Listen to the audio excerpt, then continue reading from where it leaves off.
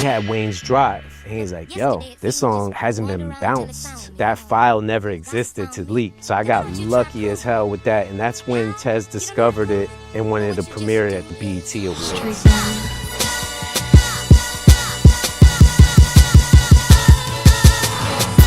Stop hating on a nigga, that is a weak emotion, the lady of a nigga.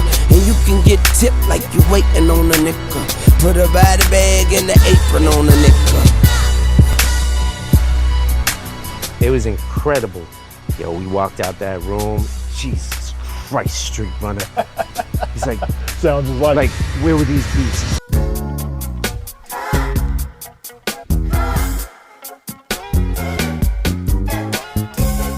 Joe pulled me to the side at Khaled's crib and was like, I don't know what you got going on, but you're gonna sign with me.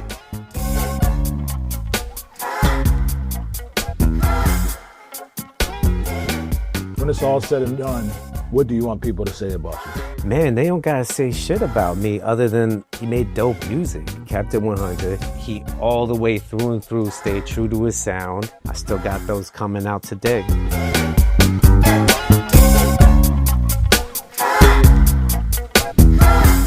No one does it better than me, Don Cannon, #1 co-signer. This is BackTrak on Tomorrow Network. Make sure you like and subscribe. We don't take your viewership for granted. I'm here with Streetrunner, the legend. He gonna let me hold some money too while I here. We're going through all his records right here. I told you 2026 is gonna be mean, and it's the month of the yams. Long live yams. You know what it is, Don Cannon, BackTrak.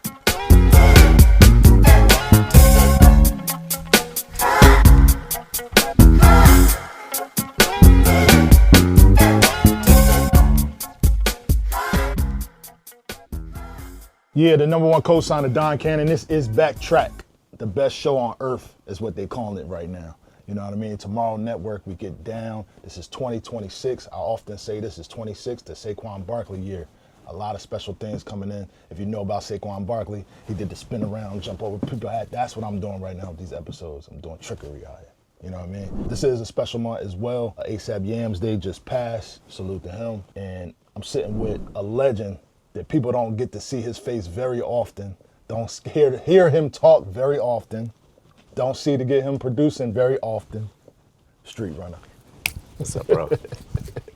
My man, what's up, brother? Chilling, man, chilling. Hey, Happy man, to be here. I seen you a lot of times, 2 Chainz. We've been on the same albums together. Meek for Mill's sure. sessions I pulled up sometimes at Stonehenge and different places, and I seen you there, and it's like, we never got a chance to collab. This is our first official collab. Yeah, you know what I mean? for sure.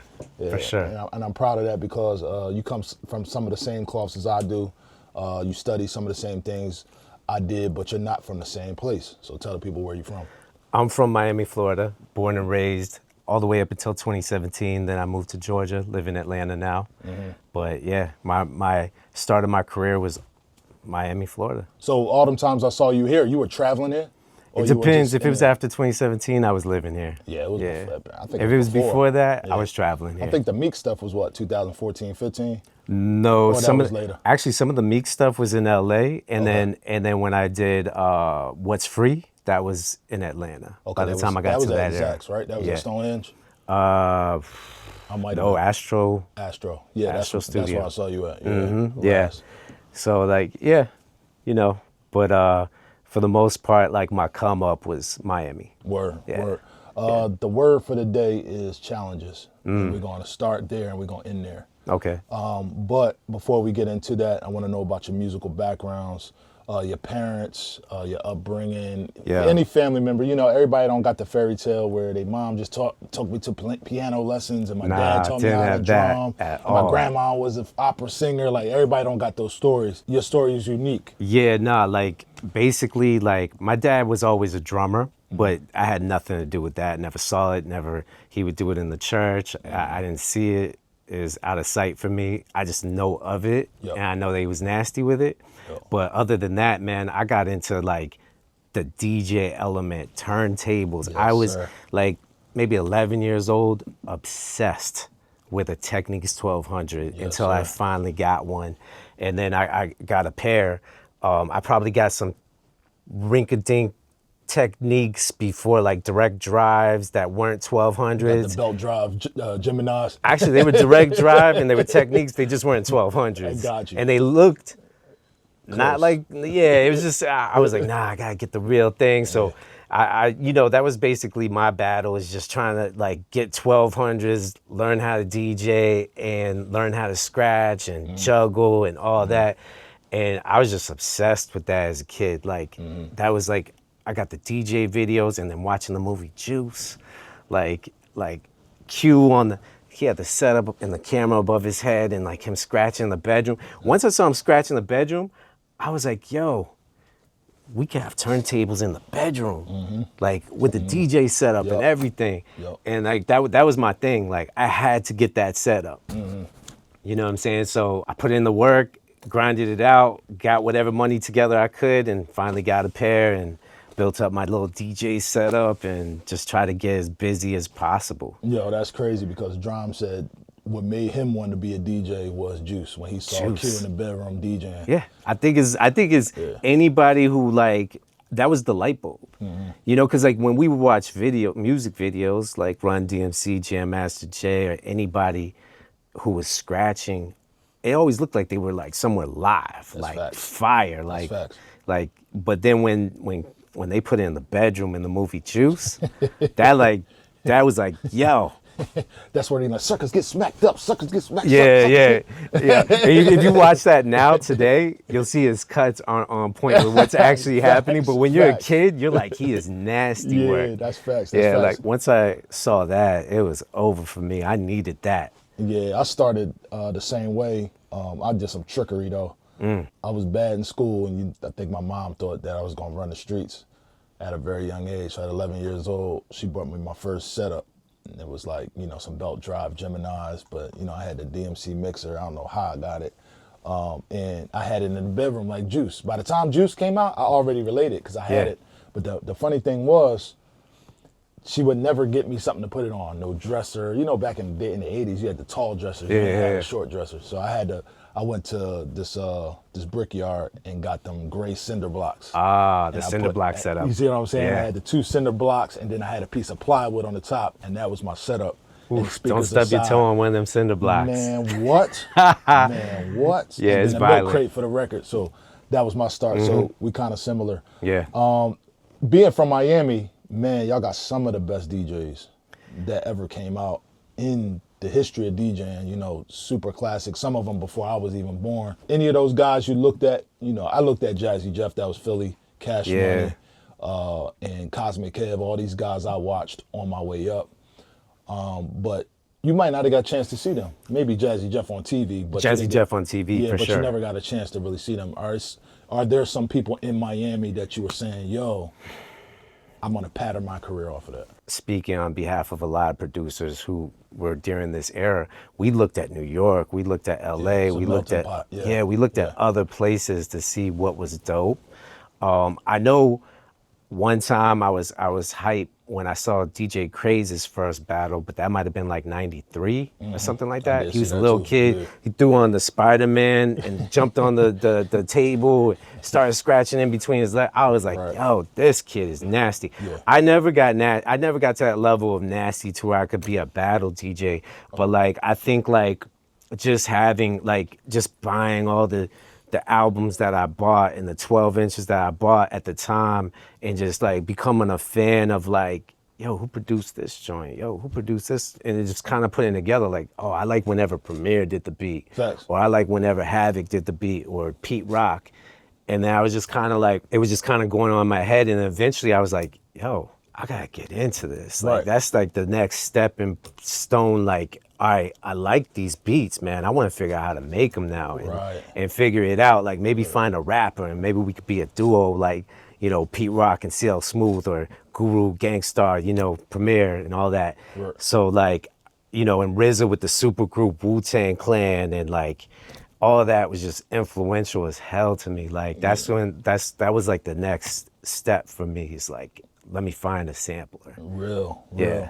Let's talk about challenges. Coming up in Miami, and even in my history, Canon Remix was my chance to actually take a Miami artist and put them over a semi boom bap beat with something like "Come on Ride This Train," which was bass music. Yeah, big time. Miami had big bass music mixtapes. The scene was incredible. You coming up on your journey and being a soulful producer, what was the challenge of you dodging around people wanting bass beats from you or doing certain things because it's Miami? You know, Miami had a lot of different pockets, right? But the main pocket was like put out as bass. Yeah, Two Live Crew and all them. What were your challenges? I mean, the good thing is that by the time I started, like, really, like, because I crafted my sound probably from 99 till about 03-ish, and then I was like, all right, now I want to shop my tracks. Like, through that time, I had random rappers throughout Miami trying to rap on my stuff, and we did records, we did mixtapes, we did whatever. We put albums out with, like, it was very, I don't know, I was just like trying to figure out my sound at that point. Yep. And then once I got in a pocket with like my sound, I was like, yo, I don't even want to let anybody rap on this no more. I want to get in the game. I want to shop these records for placements and like figure that part out. Right. And that was probably the next biggest challenge, which took a year. It, like, you know, I crafted the sound for like maybe 3-4 years, and then it took a year to actually get my first placement once I pursued it. You know what I'm saying? Once I like locked in, and I was like, all right, I gotta get this off on a major album. That was the goal. Right. You know what I'm saying? I knew Cool and Dre also told me, just coming from down there, that they had to travel to New York and go different places. Yes. When did the challenge get too tough to you? It was like, you know what? I need to go to Atlanta. I need to go to New York. I need to go to LA. I need to move some CDs around. Yeah. I mean, it was all of that. It was LA, New York mostly. Like, I think my first looks was like, there was this company called Game Records, and they would do these little sexy DVDs. Game was the shit. Yeah, and you would get your beats off, and they would pay you a little something for the beat, and the girl would dance to it like half naked or whatever. I remember the covers. I was like, all right, cool. So I started getting beats in that. That was like I couldn't tell you what volumes or anything, but I got like 2-3 joints in those. And like that, and that's just me going to New York and starting that like grind and meeting with, like, I think at that point I met with Ice Pick to try to get beats off to Rough Riders. Dope. Rest in peace, Ice Pick. Dope. You know what I'm saying? Rest This was in peace. way back. Like this was like I don't even think I had a placement at That's this point. early on.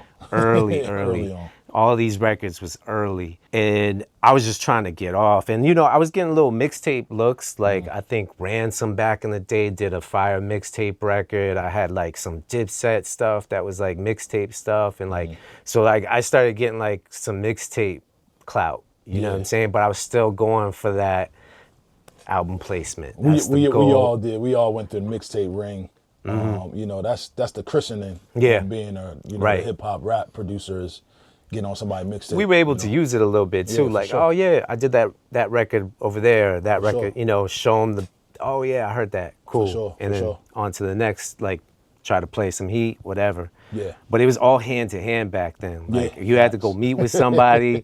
I was mailing beat CDs, all of that. You know what I'm saying? We did like, all that. I FedExed a couple. Yeah, FedEx. I was mailing CDs like all the time. I had a fake FedEx account. I was going crazy. Yeah, that was that era. As a matter of fact, before K-Slade passed, he posted one of my beat CDs on his Instagram. I was like, yo, that's crazy. He still had it. It was like from probably like 05, 06 era. Yeah, he was a true campaign for a Streetrunner, for sure. Yeah, I appreciate that a lot too from him. He would show love all the time. All the time, bro. Your first placement. Yeah, Terror Squad, Take Me Home, man. That's my first placement, 2004. You know, I was a little jealous of that record back, and I tell most producers, like, you know, as a DJ, the hardest thing to do as a producer is to figure out who you are as a producer. Right. You know what I mean? And being a DJ, when I produced, I went in the house and I became the scientist. I was making boom bap and all that. I'd go to the club and shut the club down. Right. You know what I'm saying? Right. And play all the most, like, craziest records. You know what I mean? I had this room called Visions here, and it was in It was in Visions nightclub during the BMF era, right? And I used to do the main floor, but then I used to go to this glass room. It's where everybody used to be like tired of the main floor, and they go in there and they hear all their best B cuts, side cuts, everything. One of the records that I broke was That Terror record? Squad. Yes, sir. Wow. Because it That's was crazy. joints that people loved, but they wasn't hearing in the main. So, the main room we was, Right. it was playing Lil Jon. They was playing a lot of joints, but people wanted to come over there. So I play like, B Cut, Yeah. Jay-Z records, Right. B-sides, that joint. I play all the joints that people wanted to hear. Like, oh, I never know I was going to hear this in the club. This was one of them. And I was like, damn, why am I not making these as a producer, but I'm playing it as a DJ? So that was one of the records I was just like, I'm jealous of that record. Oh, wow. You know what I'm Man, saying? The That's, sample and everything. I can't even count the amount of records I'm jealous of that you made. That's, you know what I'm saying? Like, yeah, no, that's crazy though. Yeah, so Yeah, that this was good. This was a good look, man. Like I met Cool. Well, I met Dre. No, I met Cool first. Past Cool to Beat CD. My man's J Rob actually went to Cool's mom's house where he had a studio. Knocked on the door. It was I didn't ever think this would happen, but this was part of the process back then. Like you had to go hand to hand. Like right. you had to go, see the person and right. talk that talk. So we knocked on his door, and he answered and passed him the CD. And like, I want to say like a week or two later, he hit us like, "Yo, this beat, it's got the sample saying, 'Let me take you home in it. Hold that, hold that, hold that. Don't give it to nobody.'" I was like, "All right, cool. What's good? Who's jumping on it?" And come to find out, it's gonna be Fat Joe. So I had to I was hyped. I was insanely hyped because I was a huge fan of the Jose album. Right. Like the production on that is Crazy. bananas. Like Crazy. I don't know if anybody ever taps into it like that, but if you go back to that album, like the beats to this day are still dope on that album. So I was a huge fan of Fat Joe and his solo albums, and at that point I was like, yo, all right, let's go. Let's make this happen. And come to find out, they were working on a Terror Squad album. My man's Mike Beck had me come to the club. He was like, yo, you better get over here if you want to meet Joe. I was like, damn. I flexed to South Beach, got in the club. I met Joe that night. I met DJ Khaled that night. I don't know if I met Dre that night, but I think Cool was there. And Mike Beck introduced me as, yo, this is the guy who made that beat. And then Joe was like, it was very, it was early Joe Crack. It was very Don like, Cartagena. who the fuck is this guy, Joe? Like, you know what I'm saying? Like, it wasn't a nice open arms welcome Joe. Like, it was like, all right. But Khaled was hella cool. That night he was like, yo, pull up to the studio tomorrow. It's at my crib. Come solo. Nobody can come with you. That's like a rule with him. Like, Real shit. pull up solo. So I pulled up, and yo, man, like we started building. They started working on the record. I started going there all the time. Like, and eventually Cool and Dre were trying to sign me, and Joe pulled me to the side at Khaled's crib and was like, I don't know what you got going on with Cool and Dre, but you're gonna sign with me. Wow. And I was like, all right, Terror Squad? And he's like, yeah, we're gonna pin you to Terror Squad and you're gonna be with us. Nice. And I looked at it, I was like, damn, I was like, yo, Cool and Dre, you don't think that's, and he's like, I don't care. Like, you're coming over here. And I thought, in my mind, I was like, well, it's all family. You know what I'm saying? Cool and Dre work with Joe and Khaled and all this. We all big family. Yes. So Joe snatched me up. Probably the worst, most mediocre manager I could have is Fat Joe. Like, he literally cuffed like some beats, maybe got one on an album, and that was it. I never got a placement the whole time I was signed to Terror Squad. But as soon as I got rid of the Terror Squad paperwork and we were like just cool and we were just making music together, that's when I started, placements started flowing, started getting more records on the album, and we just kept building ever since, man. Like, it's been, even with Khaled, like, I met him in 2004. It's 2026, new Khaled's album's gonna drop. I got records on it. You know what I'm saying? That's how long we've been down. And same thing, Fat Joe hit me up like, yo, send me some heat all the time. So like, still to this day, we still down, we still making music, we still working. So yeah, it's that's the best part of it. Yeah, it's amazing. That's the best part of it. I didn't know you were down with Terror Squad. That's dope. You know Yeah, what I mean? it was real cool, man. Got the TS chain and all of that. Like, it was a vibe in That's Miami what's to up. have that TS piece. Listen, man, that camouflage TS was another chain that everybody was like, bro, I gotta have. It's only a few of them. Yeah. You know, I think we made the mark at the end. I think it was Rockefeller. Rockefeller was the amazing. TS. Yeah, you know what I'm TS. saying? What were the other Rough ones? Riders. Rough Riders was incredible. Cash Money had the Cash square. Money, you know what I mean? They had a couple different renditions. And we had like a baby little run. We had the little affiliates that everybody was asking for, which was the A with the flag in it. Oh yeah. But Terror Squad, the camouflage, That TS was piece. definitely one of the illest chains, bro. Mm-hmm. One of the illest. So to go back on Fat Joe's production picks, he's always had the greatest production, bro. Yeah, his ear is strong, man. I can't even. I always thought he would make a great executive, like especially like, you know, if it gets to a point where he's like, I don't need a rap. I think he could do like that executive vibe for sure. 1000%. Scoop up, like 1000%. if not even just having his own artists, but just piecing together, like putting a Cardi B with this person, that person on this record, and then like, here's a single. Yeah. You know, I think he could do that. Yeah. You know what I'm saying? Like, I was with him when he was working on like records like Lean Back. That was during the Take Me Home era. Because Yeah, it like was. we did Take Me Home. I was in the studio while they were recording the Lean Back records. Wow. Like the Wow. Lean Back and all the records for that Terror Squad album at that time. Like I was there through a lot of that. What was that, Hit Factory? That was Khaled's studio. Khaled's studio. I forget what Still. I think he called it Jerusalem or something like His that. joint was dope. I don't know what he called that studio, but it was tight. It was like, it was a room probably about like cut this like here. Yep. And mic booth right there and the loudest speakers possible. Like That was the one that was on Collins on the beach? Or no, was it was at his crib. Okay.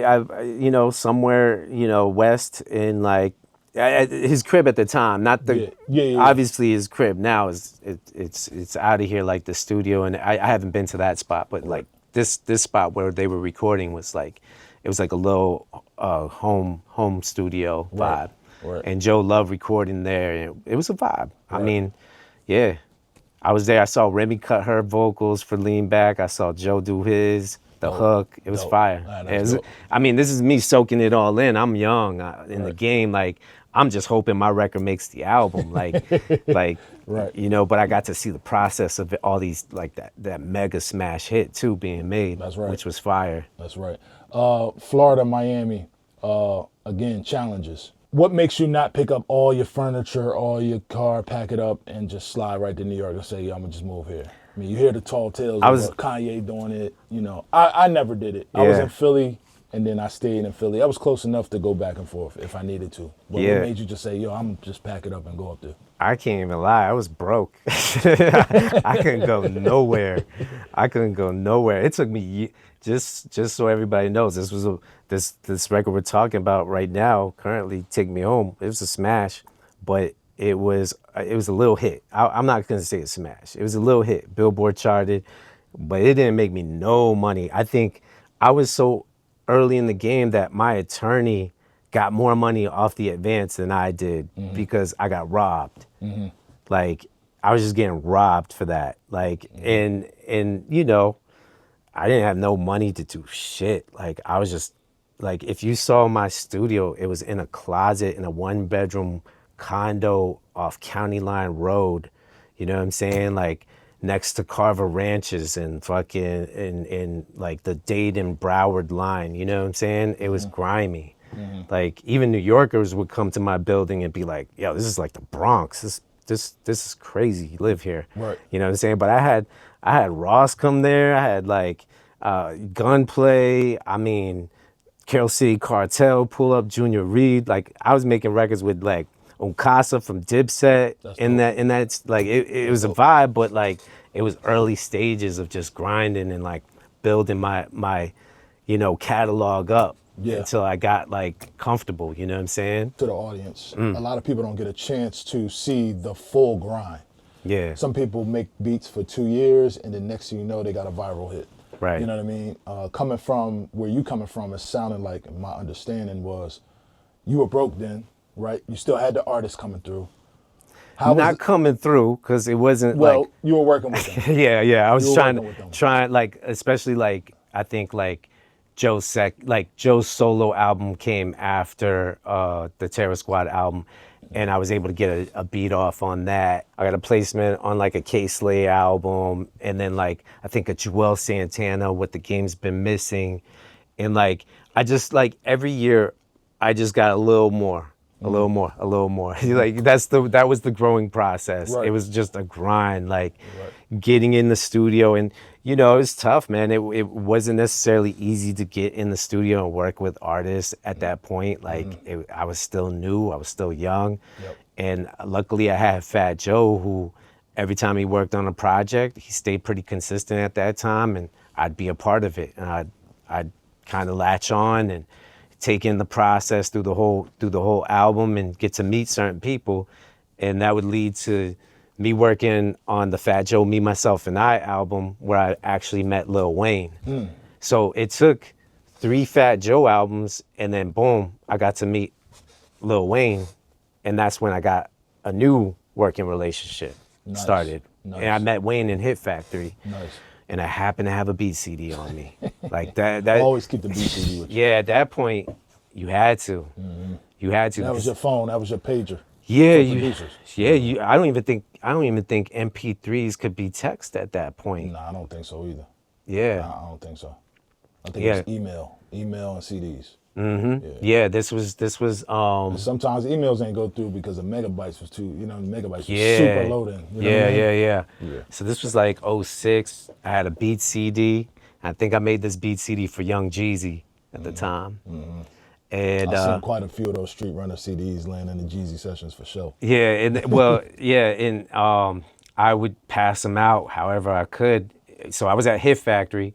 We were actually mixing, I want to say Joe was mixing the Make It Rain record, and I was in and out, and I was just chilling in the parking lot. Macho was sitting there, and Lil Wayne came out, and he introduced me to Wayne. And I just so happened to have a, yo, here's some heat. You know what I'm saying? I passed it to him, hand to hand. That ain't luck. That was just That the ain't luck. magic. And Yeah, I just passed that it to ain't him luck. hand to hand. And I went back. I didn't think nothing of it. I was hype as hell that I got that off to him because at that point Carter 2 came out and I was a huge fan of Wayne. So I was hyped that I got that CD off to him. But like I just went back in the room. I think it was Scott Storch, Busta Rhymes, Fat Joe, just all in there, like just talking shit. The mix was happening. Something was going on with Make It Rain, like how they were, whatever they were doing with it. And then like probably like an hour, 2 hours went by and Birdman comes in the room. Wow. And he's just talking. He's like, yo, Joe, Young has started the Carter 3. I was like, oh, I gotta go hear this. I gotta go hear what the Carter 3 is gonna sound like, because now I linked with them, so I could go make the music that sounds like the Carter 3. That's my whole mentality. Right. Like, and Birdman took me, like I rolled with Joe. It was just me, Joe, and Birdman walking up the stairs through the maze that is Hit Factory, Criteria in Miami. Yep. And Wayne had a room way off in the cut, and I got in there. And Wayne just hit play. I was just, my mind was like, because it was my beat off the beat CD I just gave him 2 hours ago. And it was a full song. And it I was was just gonna like, say that Wayne is, once you give him beats, it's almost good as gold. He's Yeah. gonna rap on all of them. He might not keep of them, but he's gonna rap on all of them. but I didn't know that at the time. Yeah, Especially, that's like giving you, hey man, that's, that's this, money in the bank almost. This time frame, I didn't know. I never met a rapper with this work ethic, because not only was it one song done, it was 2 songs done. And he pressed play on it, and I want to say it was One Night Only. He pressed play on that, and then I want to say the other one was Run With Trouble.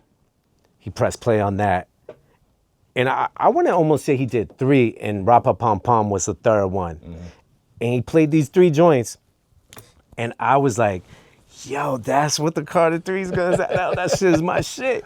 Yo, I was You created hyped. the Carter 3 damn near. It was this Birdman pulled us up there like, yo, he started working on the Carter 3. And like at this point, Carter 2 was only like 2 to 3 months old. Because this was like February or something like that, March, I don't know. But like, we're up in there and, yo, these tracks sounded amazing. And I was like looking at I was looking at the clock. I was like, yo, I gave these beats to him like 2 hours ago, max. And he had 3 records done. It was incredible. And then, yo, we walked out that room and I was like, yo, Joe, those were all my tracks. And he was like, Jesus Christ, Streetrunner. He's like, sound just like where were these beats? And I'm like, yo, I played you some of these beats. You know what I'm saying? But it's Joe, like, you know, you play beats on the wrong day and shit ain't gonna happen. Yeah, you know what I'm saying? But like, yo, that's all artists, by the way. Yeah. So ultimately, that was like the start of like this run of like almost obsessing over a placement, like getting on the Carter 3 was like, I mean, even the guys that was in Miami, like you had Cool and Dre, everybody wanted to get on the Carter 3. Maybe not at this time that I'm talking about, but like by the time 06 fully happened and we went into 07, it was over. Like every producer's goal in life was at that point was to get on the Carter 3. Like especially in Miami, like I mean, Jim Johnson, Cool and Dre, myself, Develop, Infamous, and shout out to Develop and Infamous. They had a closet in Criteria that it was on the way to Wayne's room, and they put like a little setup in there, and they just leave the door open and just make beats and play beats, and Wayne would just walk by. And I was like, yo, I need to come hang with y'all boys. This is crazy. Like y'all got the open access to them. And yo, we just started feeding them music on the regular. Like, and they would just be like, yo, Street, I need the session for, like, I got to come back because he needed sessions for all those 3 joints. So I started building a relationship with Drew, his engineer at the time, which was an incredible Wayne engineer at that moment. And he went on to produce with Infamous, Mr. Carter, I believe. They both did that record.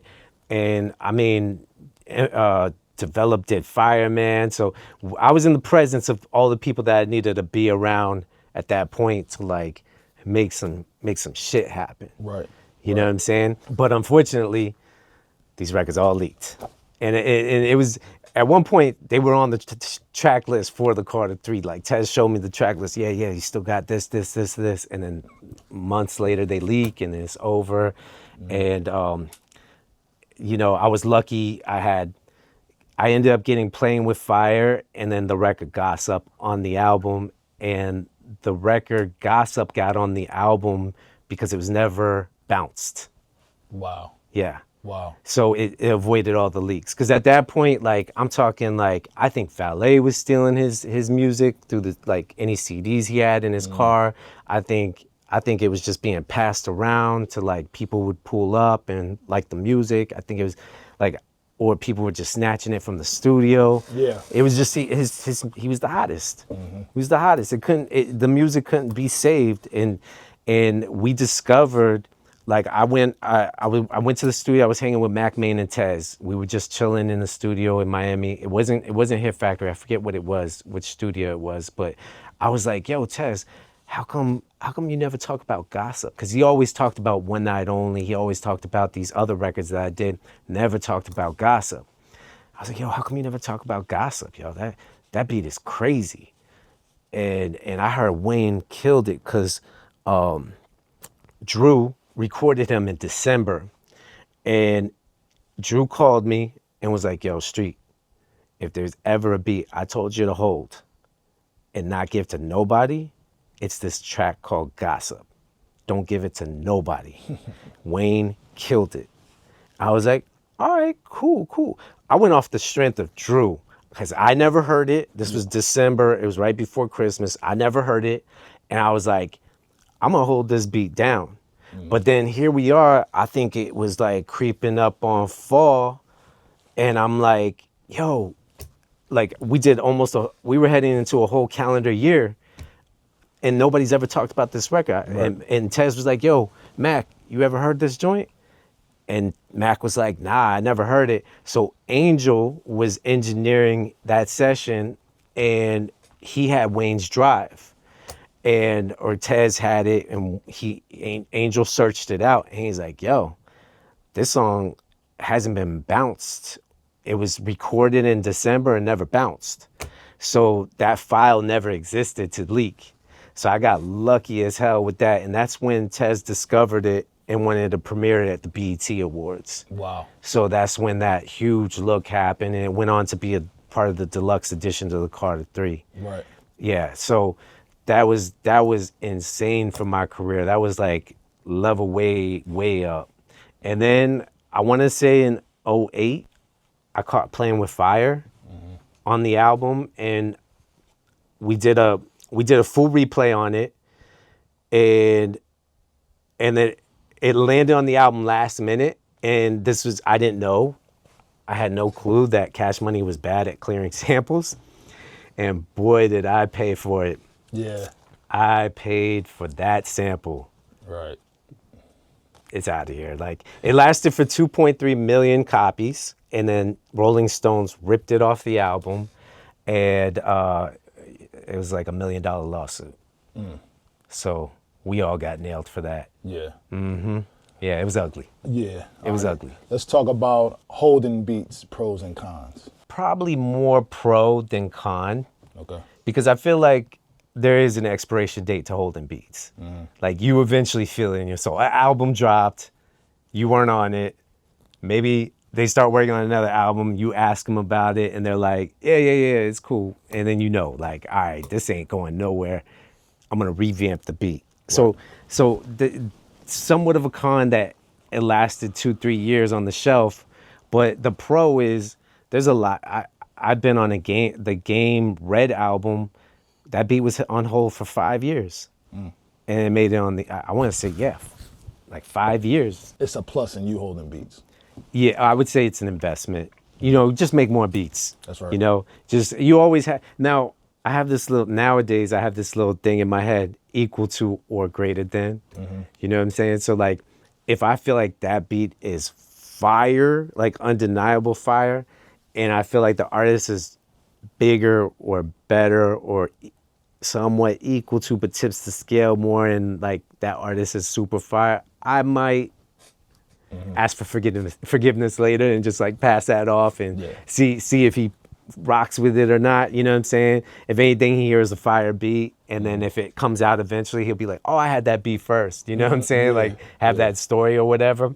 But for the most part, I'm good at holding stuff down. Yeah, I'm an advocate of not holding beats. Oh. And it just had nothing to do with the artist. It was more of me trying to put pressure on the artist to record the record, because I felt like it was special. And, you know, for most of my career, I had a large voice into telling people what was going to work. Right. Just because of the mixtapes, just because of what I was able to break on my own. Like, I had the ability to take somebody's song as soon as they do it and go straight to the club and radio. I'm on 2 different radio stations. Yeah, that is a worldwide. cheat code. So it was a cheat code. Yeah. So holding beats was like, I'm not holding that beat, I'm gonna give it to him because I'm going straight to radio. Right. You know what I'm saying? Yeah. And, you know, sometimes I did things, but the hold was, I already did this song, put this beat to the side. That's my hold. It ain't hold this beat till I record it. You know what I'm saying? I guess what I'm saying is I know exactly the what you're recording saying. side. Like, they Exactly. recorded it, they made a song out of Yeah. it. Now I'm just holding it. Yeah. Now, if they like it and I hear that they didn't record it, I don't hold that. Yeah. Like, that's and, not. And I getting need to held. hear it. I need to hear the record. Yeah, you know? yeah. There's been some exceptions. Like, if Kendrick's gone, I don't need to hear it. I'll hear it when it hits 12 o'clock. Yeah, You know yeah. what I'm saying? Yeah, It's certain people that, and again, when you build relationship with people, you have this thing where you're in good hands with Allstate. Like, you know what I'm saying? I'm giving that record to Young Guru for Jigga.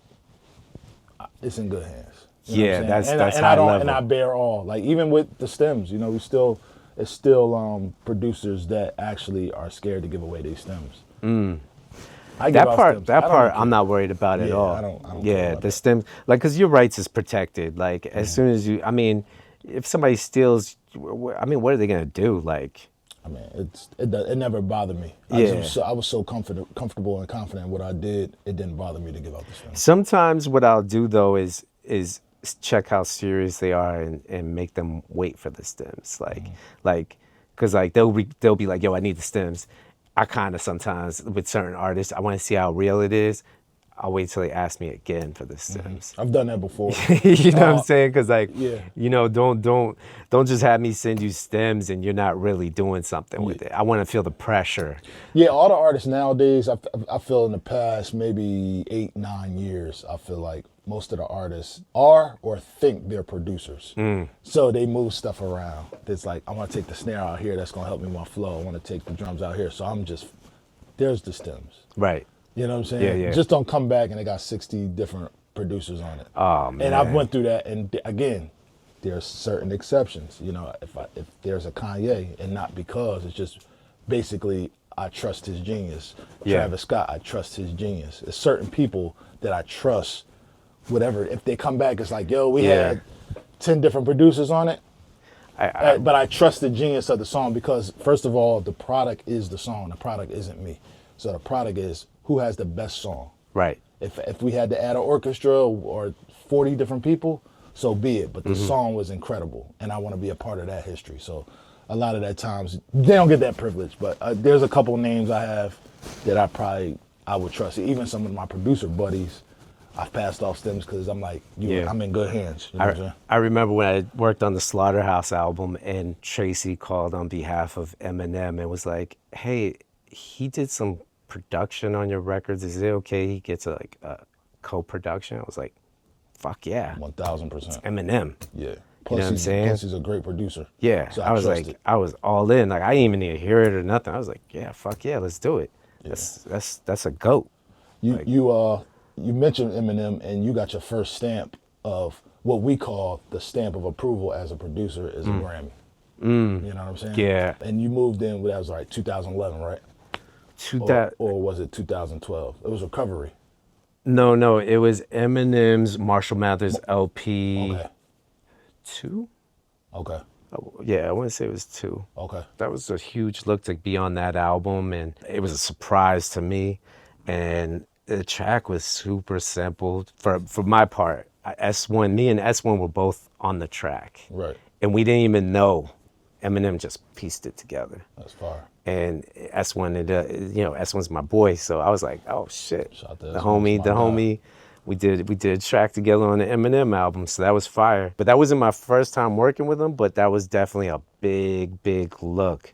That album did numbers too. Yeah, and it just, like I said, the stamp of approval means when we walk around and you know the game is about perception.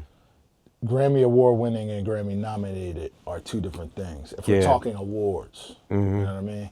Yeah. For 17 years straight, I had multiple nominations for everything across the board, and I won more mines in a later part of my career. Right. And the thing about awards is you get to wear them on your sleeve sometimes. Yeah. You know what I'm saying? So when you're nominated, it's like, I don't got the award yet. You know what I'm saying? Yeah. When you got it, it's like, and it's not the end all tell all with that. Like I said, Grammys don't solidify you as, but I'm just saying in your conversation for shits and giggles when we around the homies and we could talk about, who's better, Big Tom looks. Brady or... the numbers game. It's the numbers game. Yeah. Because we can all say, hey, he chopped better, he got better beats, but there's something like, do you got the ring? You know what I mean? Like Tom Brady is like, did you win? Right. You know what I mean? So I feel like in an award ceremony, that's probably like the ultimate, and the Oscar. Some people get EGOTs. I'm not nowhere near that, I don't think. But you know what I'm saying? EGOT, if you don't know, Emmy, Grammy, Oscar, Tony. You know what I'm saying?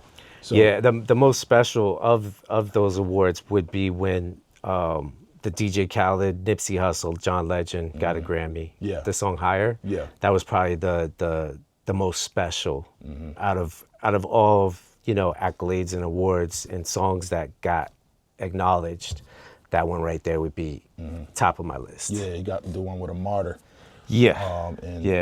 Like I said, I spent a lot of time. I spent a lot of time with Nipsey from his first record all the way to the end. Moving right along, what was your main challenge? We're back to challenge again. Your main challenge of really saying, all right, I'm done with Florida. Let me go ahead and just step out and move to Georgia or wherever you landed next. I would come to Atlanta. I would like, there was probably like 2015 to 2017.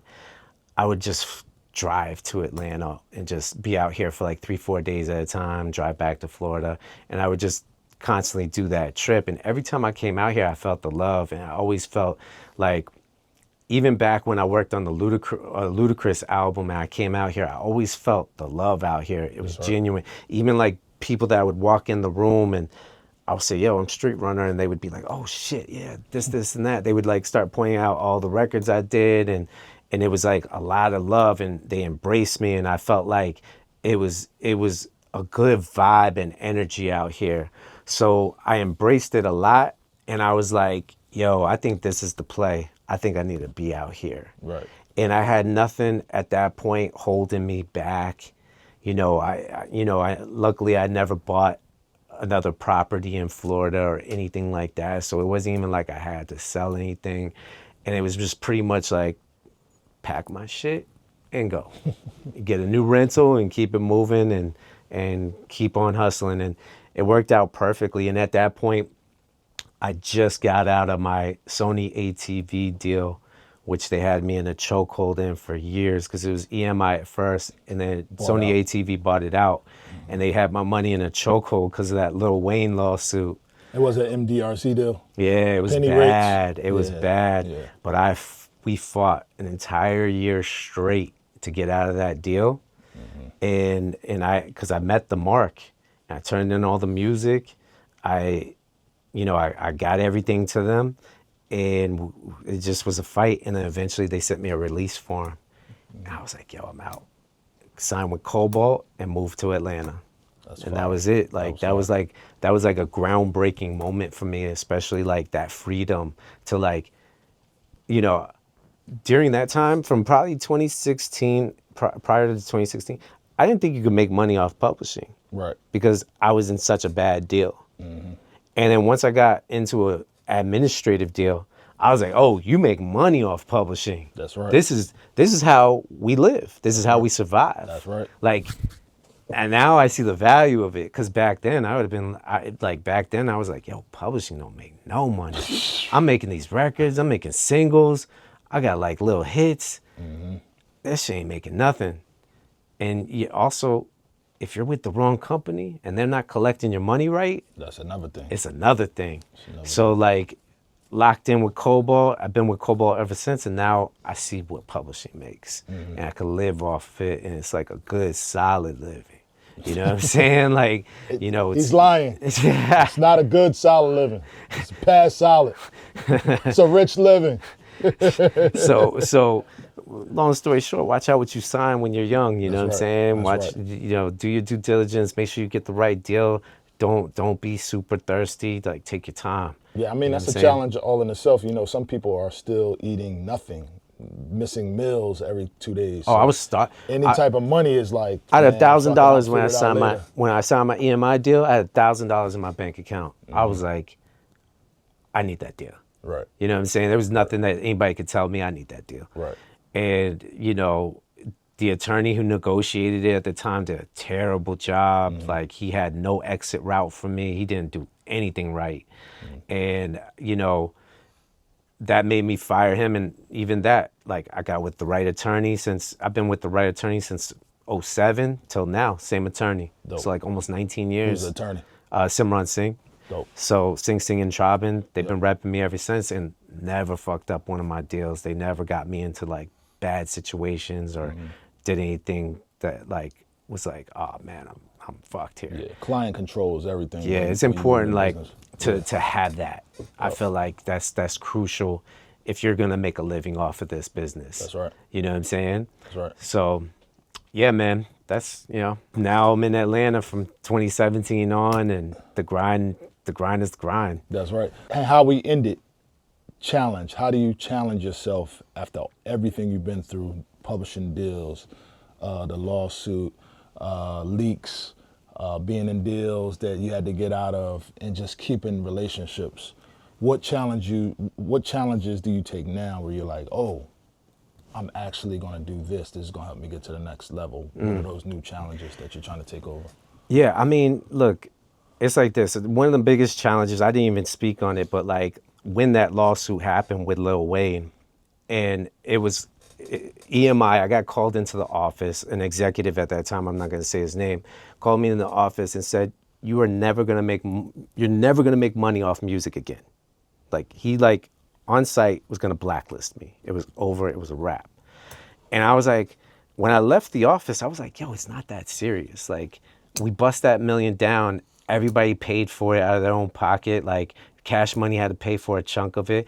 And Lil Wayne's still cool with me. Right. Why is he tripping? Right. Like if anybody should be mad, it should be Lil Wayne. Right. Like, and it wasn't even my fault because they put the record on the album the last minute. Like the day that they went to pressing, they put it on the album, and I thought they were gonna clear it properly because I told them like, yo, it's a replay.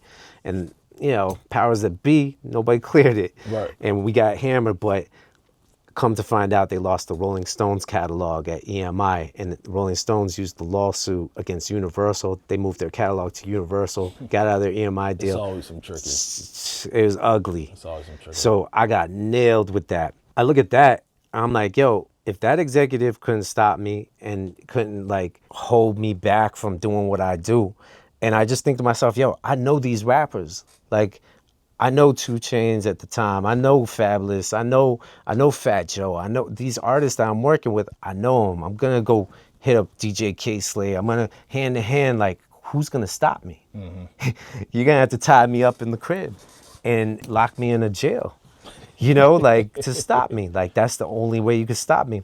So like, I think now it's just like, make a long story short, it's just like once you go through life, once you live life and you see all the trials and tribulations of life, eventually you get to a point where it really does become a cruise control scenario. Like straight up, you know, is this worth your time or not? You know what I'm saying? You don't put yourself in a situation where your back's against the wall and you're like, oh man, like at least with music, you know, I don't know about your personal life or people's personal life, but at least with music, you know, I'm 21 years deep in this. That's facts. You know, Facts. 22 years actually almost. So 22 years of doing music, like you start to like move differently. You invest your time a little more wisely. You know what I'm saying? That's right. And I think the challenge is just like how you use your time.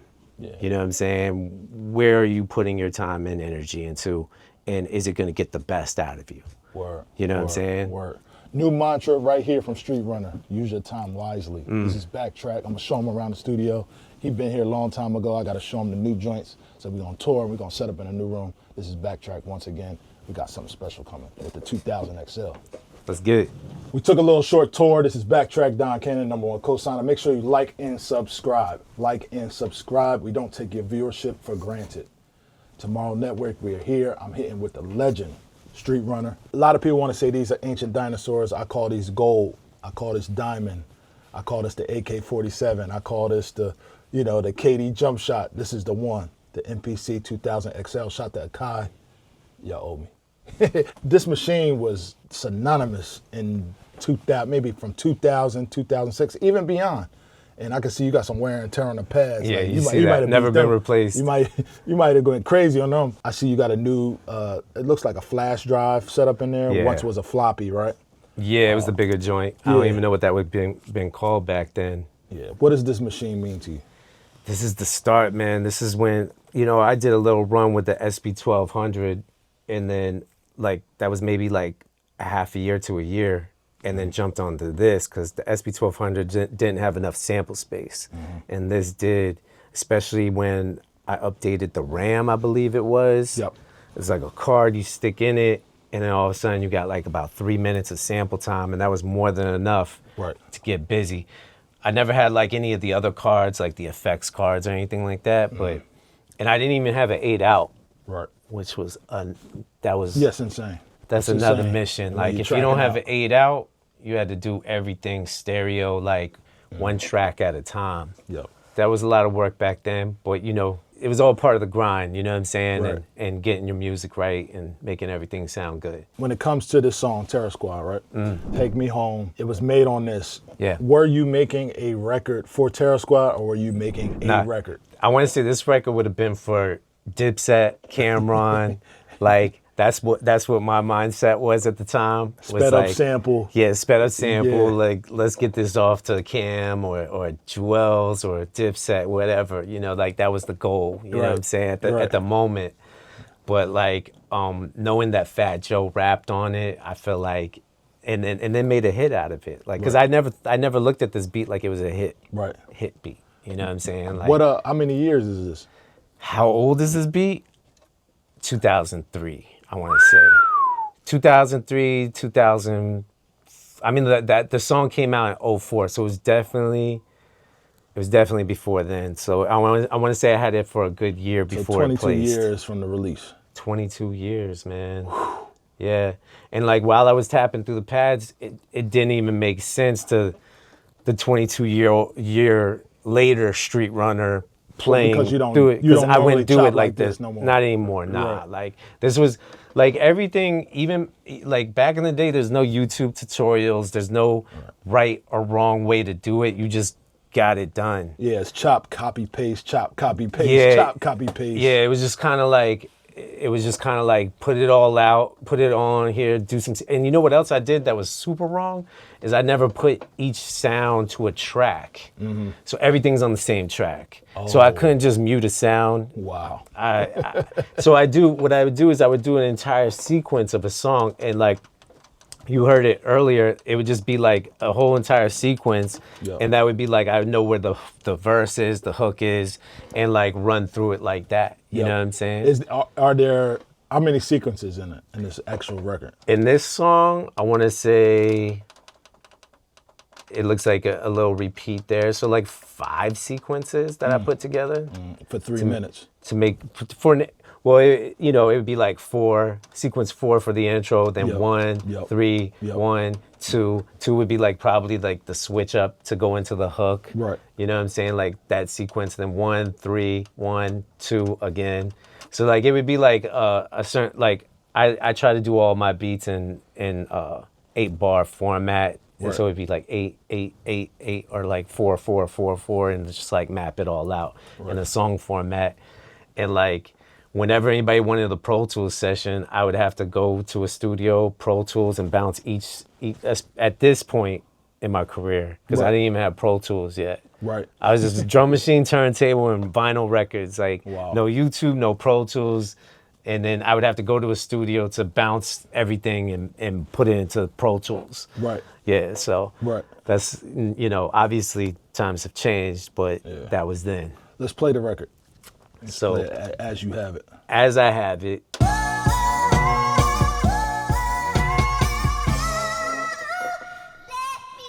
And you want out. Shout out to Dre. Yeah. Shout out to Dre. Shout out to Dre on that hook. And he did the hook, and then he did the girl sounding voice as well. Wow, like I didn't know that. And back then it was like a pitched up voice. Right. Yeah, I guess he was trying to tune it with the sample. Right. I'm pretty sure that was Dre. I know Dre's on that hook though. Right. And then it was Fat Joe on the verse, and Remy Ma and Armageddon for the Terror Squad album. So now that was one sequence. Now stop that real quick. Let's go through this real quick. So where would you have your chops at? You got chops on the pad? Yeah, so let's see. I know it's gonna be hard to figure it out, but so that wouldn't have gone that way. Right. See, but you got them everywhere, so you're okay, around. so it would have been. Yeah, so it would have went and then went back into that. Right. So.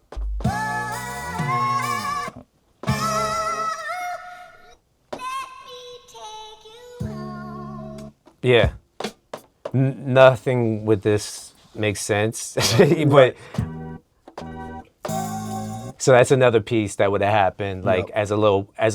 This would have probably been So into the hook. Yep. Is what I think.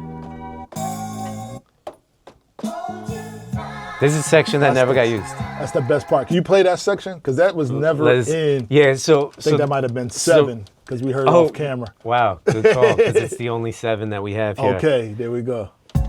No. Okay. So I'm thinking 7 might have went into it. Okay. Let's see. It might be 5. We'll see. But this got cut from the song. This section, and yeah, it had to lead into it. Parts of the beat right here. Mike could make a beat out of it, right? A 2026 version. Yeah. Yeah, so I kept it going. So this was like my outro, I guess, to like, you know, like let the song ride out and fade it off with that, but never happened. And then even a clean little ending there, like, Fire. but like that's the way my tracks were formatted back then, is just basically the whole entire song. It was like an alley-oop, like Lil Wayne's Gossip is. Yep. It's like all of them. Run with Trouble. I mean, I could go to some of those records as well. And you could see like they're all just formatted in this in a different way. in a full song format. And Right. but this is how I would make my beat CDs. I would literally record onto a beat CD. Well, it makes it easy once you have all the sequences laid out. Yeah. Versus, you know what I mean, having to do it track by track in the Pro Tools. Yeah, and you know, it eventually got there. It eventually got to where we're working in Pro Tools and you know, doing the records, and like much easier at that point when you're working on Pro Tools and they're like, yo, it's in the session. Right. It's like, and that's another thing that I pride myself on, is that like when I work on my records today, however you heard the bounce, like whatever you got, like whatever you rapped on, whatever you sang on, whatever the A&R has or manager has, whatever that is exactly what they get when I send the session off to them, because it's the actual Pro Tools. I stem my Pro Tools and lock everything in and send it off to them. Let's talk emotional attachment. When you're making a beat and you send it to somebody and they cut out a part that you thought was so dope, and you're like, damn, they ain't keep that part in. Are you emotionally attached to it, or are you like, hey, it's for the record? I mean, luckily it's never really happened on that level. I guess recently I had a record drop and I felt like the bass line should have came in the verse, and they just used the bass line only in the hook.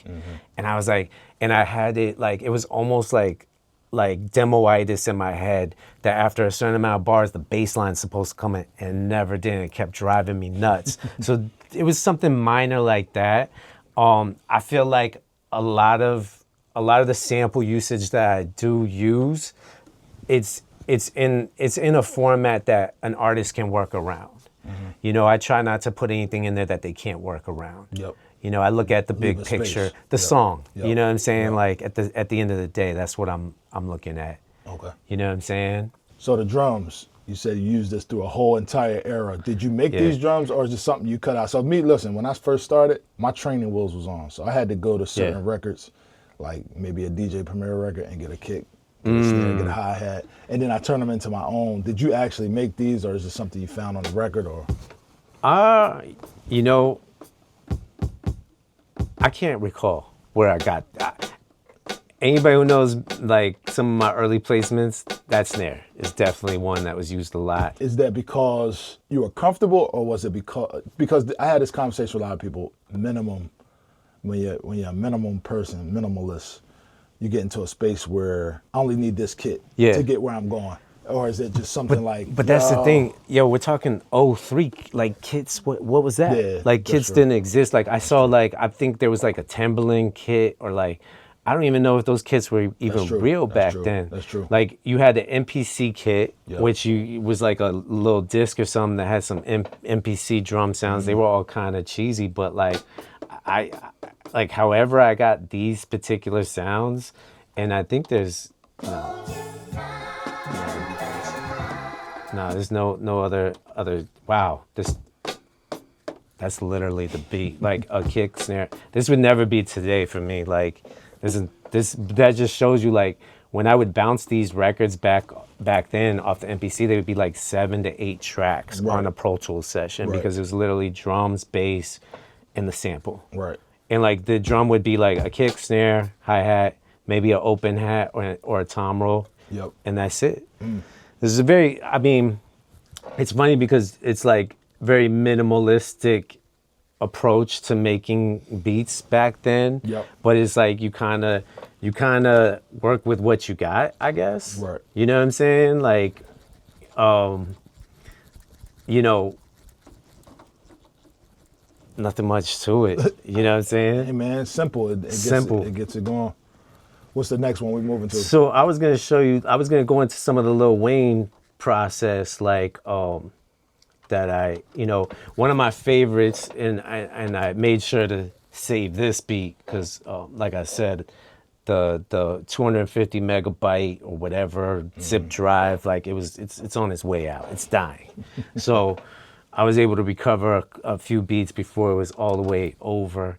And one of my favorite beats that Wayne ever rapped on for me, period, even to this day, is this joint right here. Classic. This is it's got two titles. It's either Amen or Cry Out. It was more Amen than Cry Out to me. I see that more. Yeah. So this one to me, like, was such a vibe when I made it. And this was me, my mindset was like Jay-Z, Blueprint, like, but like, I think I made this. This was probably made after I met Wayne. Okay. Because it would have definitely been on that disc that he got the first time we met, but this was after I met Wayne. And then I probably went straight to the studio and dropped it off or got it to him, played it for him, whatever. And he just, I mean, as you can see from the record, blacked out for 5 minutes on that. And like the kick. It's still there. Same kick. Now clap, that, no clue where I got this stuff from. Yeah. This is probably my career crash. Like back then, like same with the kick. Samples in all kinds of random places. Rim shot, little bass. Definitely a career tom during this era. Like nowadays I get nasty with toms and I use like some cool, sonically cool break beat tom rolls and like chop them up and make them real dope. And then so just samples all over the place. Yeah, so that's the intro right there. Yeah, let me see if I can figure it out. It's coming back into you. Yeah. I remember this a little bit.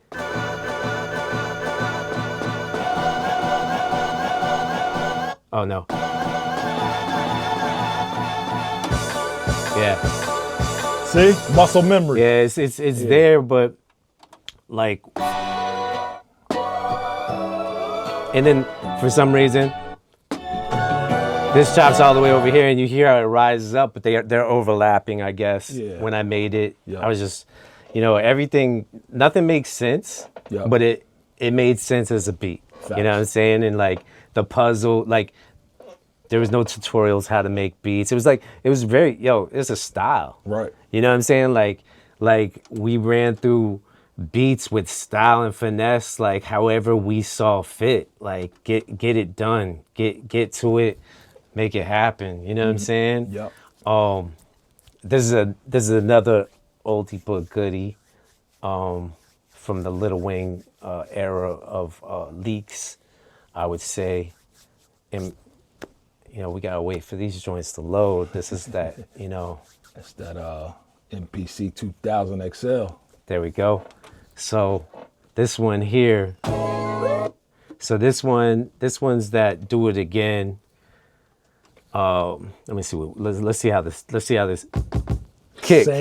Same kick. Never. So that's like the magic. Like we didn't have a lot of sounds to choose from, and I'm sure I could have ventured into other sounds and stuff. But like, let's see.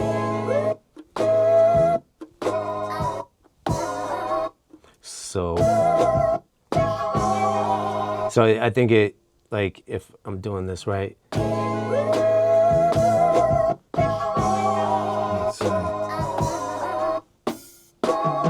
So like, so little Congo there.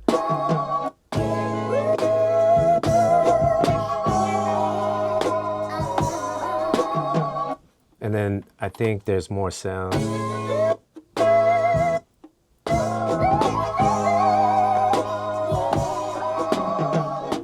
Yes.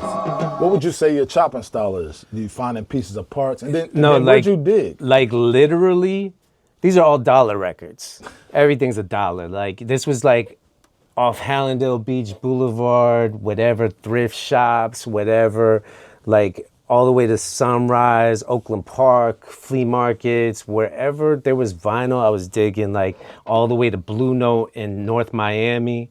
Like if there was a record store, I'm digging. Like, and I, you know, I wasn't looking for high value records at that time. In Florida, all record stores were trash. Right. So it's like whatever stack of shit is over here, go through it, and then like walk away. $5, you got some samples, you know what I'm saying? Most of these joints is dollar records, and then back then, I think everything was dollar records. There was no hype on records at all. Like vinyl in 2003, it's like everything's $1. Oh, this is the Do It Again section here. So.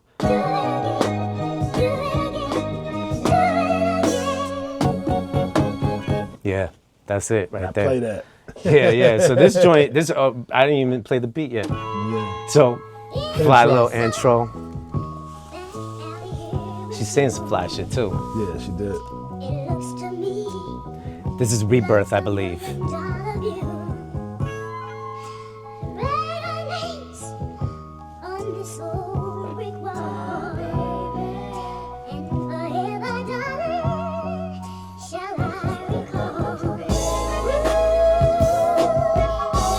I don't remember who played those horns either. I got them in here somewhere though.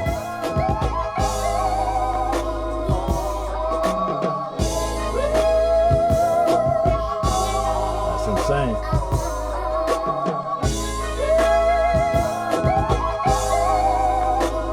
Now the AI's out. Now, would you have taken some vocals out earlier, or No. you would have left it the same? No, I love vocals. Yeah. I love vocals. I love that soulful element. I wouldn't change a thing to this beat, really. Word. Like even today, like if I was to open this up, maybe I would. That's actually a pretty dope snare for back then. It was cool. Yeah. Clap is alright. I mean, I would use a different kick. I would get. I'm a little more particular with my kicks today. Yeah. I mean, I wouldn't change much about this beat, to be honest with you. That's it's one of the good ones that you know through the Lil Wayne leaks Yep. that I created back then. I think another one that like people really vibe hard is let me load up this one. This one's Run with Trouble or Trouble, whatever. Yep. I don't remember what was the mixtape title of it, or It's trouble. it was Trouble, right? Yeah. Yeah, so this joint here, like this one's probably at least 20 years old. 21 to 22 years old. This beat right here.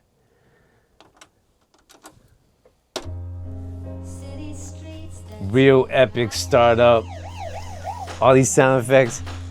This was not engineered. I had this vision without any engineer, any rapper influence.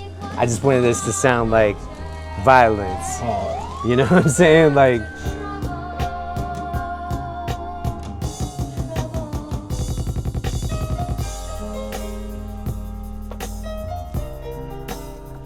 this was a dollar bin record for sure. That's crazy. The dollar bin was getting Dollar bin record. And I gotta find this vinyl because I gotta see there's more stuff on it. Definitely probably is. But like this was one of the ones. And this pattern was cool back then, like, cause it was a unique pattern at the time, like what I was trying to do and like the energy that I wanted it to be on. I felt like it was pretty fire, but very Dipset Yeah. influenced, I guess. I can hear it. You know what I'm saying? Like, I was definitely on my Same kick. same fucking kick. Yeah. I'm switching snares, so I was putting some effort. But the kick, you know what? I think back then I was just like, nobody's gonna tell. I don't think. But Most of the time you can't. yeah, but now I could tell. Like now I hear it differently. Right. Yeah, like there's the main loop. Yeah.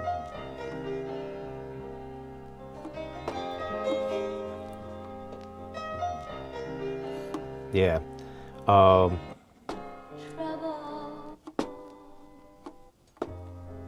Intro. That's probably just one long piece. Oh, okay. So like,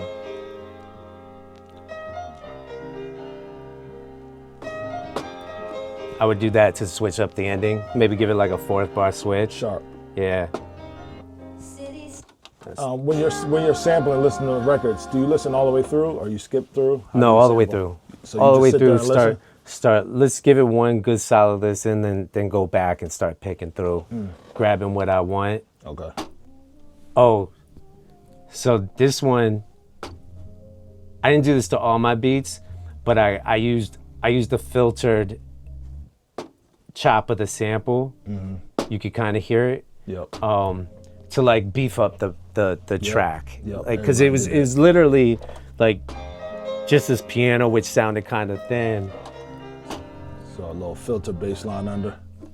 That's classic 2003, 4, Yeah. 5, 6, 7. Yeah. I did the same Yeah, thing. I would say even 90s. Yeah. Like this was like a 90s cheat code back then. Like, and then like on Pro Tools, like if you wanted to like boost it up a little bit, but like that was something that I did to like fill the sound, make sure like it didn't sound like such a thin track. Right. Because at that point, my connection with musicians and getting people to like pull up and play some shit Yeah. didn't really exist. Yep.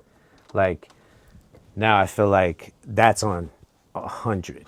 Like I feel like I got the greatest playing for me and like in playing keys, and I feel like I got access to those guys like no problem. That's good. You know what I'm saying? So, you know, this is raw element Streetrunner right here, man. That's right. Like this That's is right. this is like as raw as it gets. Like if you saw the setup, it was in a closet in a condo in the hood, and it was a big ass closet. It was Right.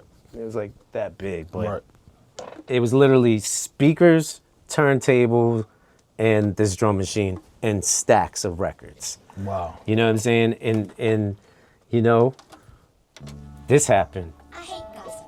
You know, another $1 record. You know what I'm saying? Like, Yesterday it seemed to just wander around until it found me. You know, like gossip found me. Then I want you to try. by the way, didn't know this is a totally different sample than the sample that we cleared, because it was a prelude Yeah. to the song. So they wanted the prelude to be cleared differently, and it looked like it was all one record when you go through it. So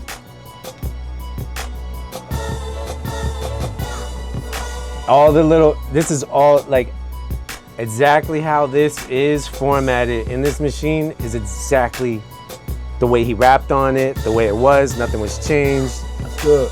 You know what I'm saying? He's just trying to get the rap out. Yeah, all the, and then like I broke it down so that every single time like he knew where to stop. He had the theme, and that was what was dope about Wayne back then, is he rocked with themes. Yeah. Like if you gave him a theme, like this one's like talk it over or stop. I got the heart monitor in there, a flat line in the hook here, and you know, all these little nuances. Same kick. Same kick. It does not. But I keep switching the snare, so shout out to that. I at least had my ear on the snare. I hate gossip. So these samples, these are the same. Always went to those. Yep. Oh, that's like the main. So the main sample. No.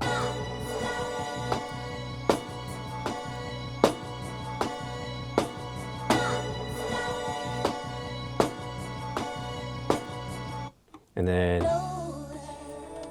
these long preludes or whatever they would call them. Why don't you try proving? Yeah, nothing makes sense. Typical back then. Even this over there, sweep. This would probably lead into the beat off of the talking. Hey, haven't I? Yeah. Oh, a clap on this pad for no reason. It should be over here. Like if I was to do this today, the clap would be over here. It's over here. Right. Yeah, so.